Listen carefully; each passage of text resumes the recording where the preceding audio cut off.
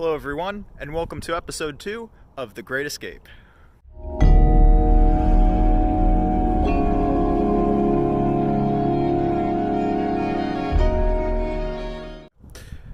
Hey guys, so in episode 1 I had told you about my trip from Pennsylvania all the way over to Montana. Although most of Yellowstone is really kind of in Wyoming, I had lived in the Montana side. So in this episode, I'll be telling you about my time living there, where I'd lived there for about 4 or 5 weeks. So the first day I get to the town, which is called Silvergate, Montana. The job I have in the morning, I had worked doing housekeeping stuff, and then in the afternoon and evening I would work as either a gardener or different stuff around the town. You know, some days I would take out trash, odd jobs like that. So my first day that I was there, I decided to go biking because it was a pretty decent day out. It didn't seem like it had rained. So along the town of Silvergate, there is this one trail that used to be the main road until US 212 was built, and it's called the Bannock Trail. So the Bannock Trail used to be for horse and buggies, and this is where, you know, people on horseback, or, you know, the people they stereotypically think of going through the Midwest and the gold rush with all of their oxen, things like that. This is where they would pass through. So right where I lived, I was at this intersection where if you were to turn left, it would take you to the nearest town, which is called Cook City, and if you would turn right, it would take you right into Yellowstone National Park. So the first day I was there, I decided to ride my bike down the left-hand part of Bannock Trail, which took me into Cook City. Now, during the time that I was riding there, no one had mentioned that it had just rained a little bit beforehand. So while I'm riding my bike, I'll slip you guys the video, but ultimately it ends up being so slippery and watery there that I have to walk my bike the entire way instead of actually being able to ride it like I was supposed to. So I'm like, I don't know, 1.5 miles, maybe 2 miles into the trip between Silvergate and Cookie City, which is the nearest place with gas, but, you know, obviously I'm biking it. Anyway, I just wanted to document this because I've never had this happen. I mean, you know, I don't have a long time riding bikes aside from the Grand Canyon and, you know, around like Selinsgrove and Freeburg as a kid, but it's for a good, I don't know, 500 yards, all mud, and the bike's just sliding around all over the place. I've never encountered anything like this. It's a new type of biking, and I have to walk the bike with me for the most part. Right on, I don't know, maybe I'll buy like a bottle of wine or something cool at the town. It's like 65 degrees, September 1st. Beautiful weather. Might have to roll my sleeves up one more cuff though. This is my first like full day working here. I worked, 3 hours, and I'm getting paid for 8. Really enjoying this. Okay, I have, like half a mile, if that, left to go on this road between Silvergate and Cookie City, and I wasn't thinking I was going to make a review of this trail, but I've decided that I will instead. So this trail, all in all, beautiful landscape, but the roads are terrible. It's giant potholes filled with water and mud the entire way. I wouldn't even recommend this to someone on a four-wheeler. So I'm gonna ride the highway back to the campsite because this was a very muddy decision. So after I was done riding my bike, I went to Cook City and I got this bag of chips. That was really the only thing that was worth buying up there. They didn't have much free fruit. Well, nowhere has free fruit, but I wish. They didn't really have any fruit that was reasonably priced, in part because it was in the middle of roughly nowhere. The next actually closest town, which had a population of roughly 30,000, was a 3-hour drive in any direction. So you were pretty much out there in the wilderness by yourself. So a lot of the food that I had to live on was rice and beans, which is honestly okay with me. It's healthier for you in the long run. So while I'm there, one of the days, or actually most of the days I have when I'm done working, I would take my bicycle and ride it either into Yellowstone, go down towards Trout Lake, and go hiking, or I would just stop somewhere in Gallatin State Forest because that's the area where I was living. So they had a bunch of maintenance trails you could go up. And one of my favorite ones was this view right here.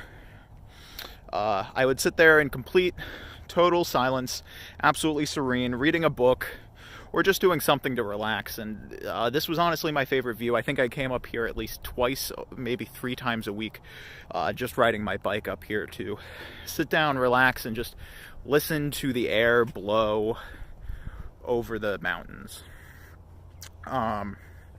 So as far as it goes, there weren't really that many crazy anecdotes because I did spend a decent amount of time walking.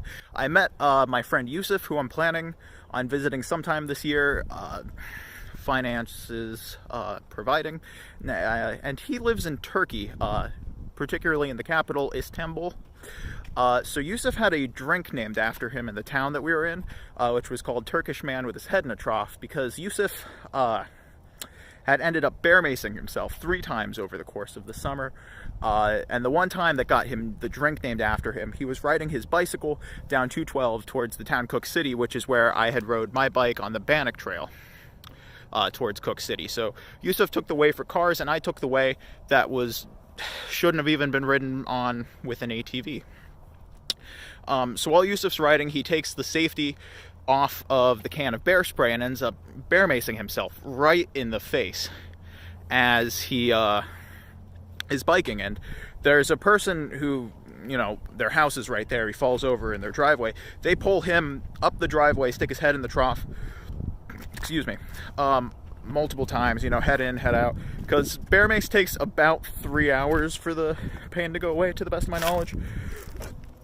So it is a relatively long-lasting pepper spray.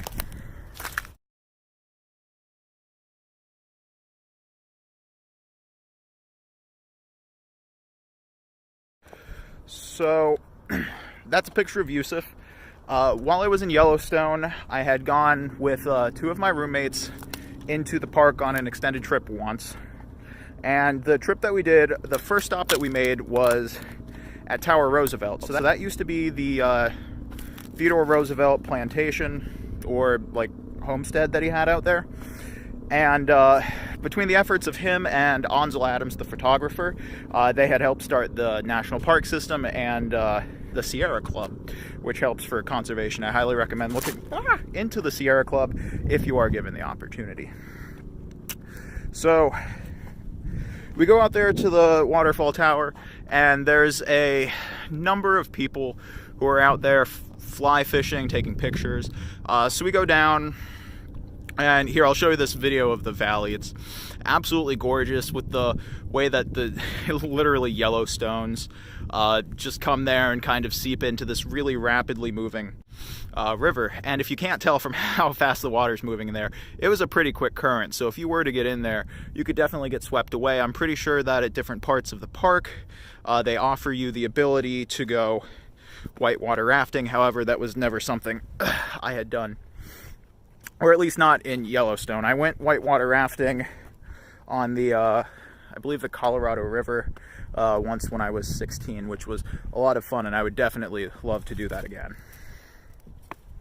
So after Tower Roosevelt, we kept driving a little bit further, and we went to Mammoth Hot Springs, which is up here. These pictures, videos that you'll see.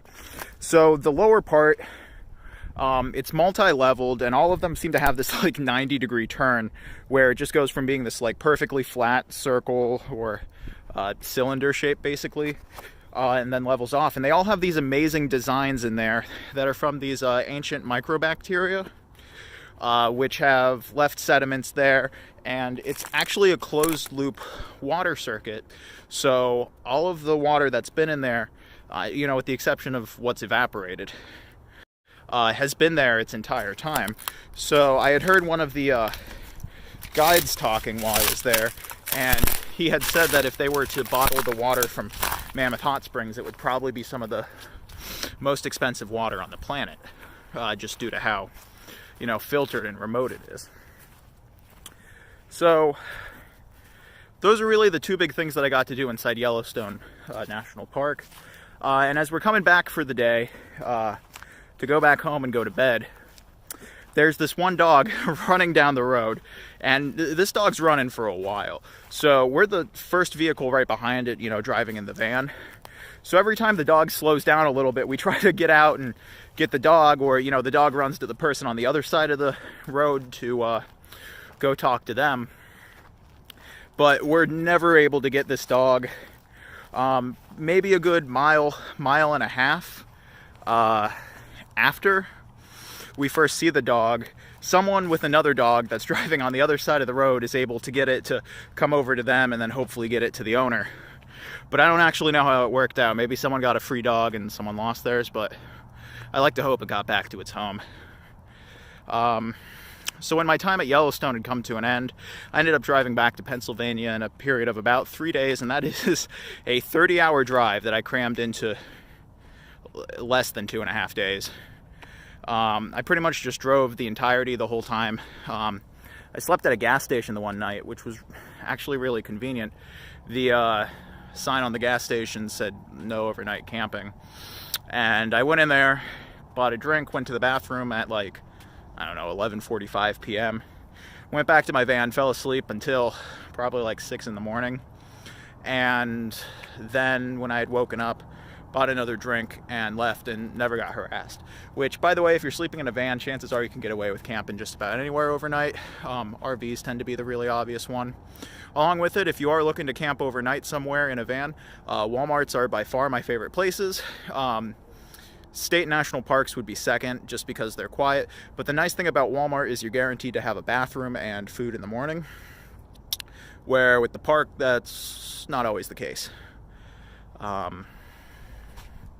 Yeah, so this was my trip to Yellowstone.